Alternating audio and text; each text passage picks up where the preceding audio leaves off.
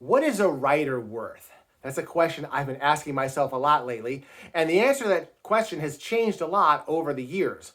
When I was growing up, writing for the newspaper was a big thing in your town. You were almost a bit of a local celebrity. Everybody knew who you were because your name would appear in the paper. It would show up on everybody's doorstep every day. And a newspaper reporter could not only be a local celebrity, but even a hero in the case of Watergate, with Woodward and Bernstein, with their reporting, helping to bring down the President of the United States. Later on, when I went to journalism school, people like them were hailed as the heroes. That was the kind of journalist that you wanted to be. Someone who was tough, uncompromising, spoke truth to power, and wasn't afraid to challenge anybody in pursuit of the truth.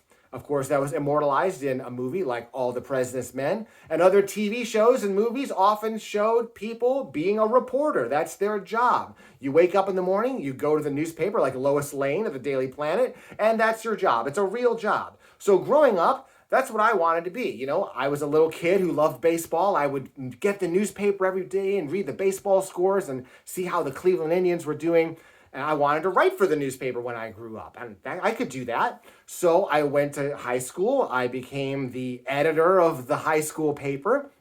Then when it came time to go to college, my brother went to Northwestern, and that's where I learned that that was a great journalism school, the best journalism school in the country. So I wanted to go there, and I did. So going to Northwestern was also a big deal. My dad told me advice that I'll never forget. He said, "Jeff, if you graduate from Northwestern's Medill School of Journalism, you can get a job anywhere you want." And I appreciated that advice. It was a little bit outdated because by the time I graduated from Northwestern in the early 90s, getting a good, meaningful journalism job was kind of hard to come by. Fortunately, I was able to graduate 3 months early, and I did get a job at the local weekly newspaper. Not the main newspaper, but for a suburban weekly newspaper. And then in June, when I went back to school for the graduation ceremony, they did a special presentation for the valedictorian of the class. And she was also the editor of the Daily Northwestern. And they said, "Hey, we have something special for you." And she said, "Is it a job?" Because even she didn't have a job coming out of graduation. Now, she went on to become very successful.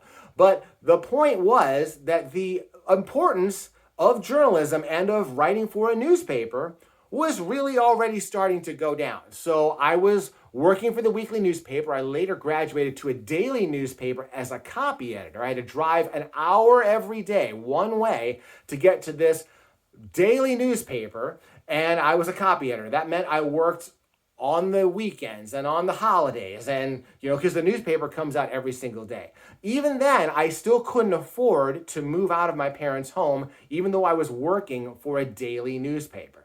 In fact, it wasn't until I left that job and just got regular office jobs around town that I was finally able to make enough money to move out of my parents' place and get my own apartment at age 28. So journalism didn't really do that for me. Of course, it's still something I always wanted to do. I was able to keep writing for the paper with a weekly wrestling column. But as the 70s and 80s turned into the early 90s, the value of being a writer, especially at the newspaper level, was already starting to dwindle.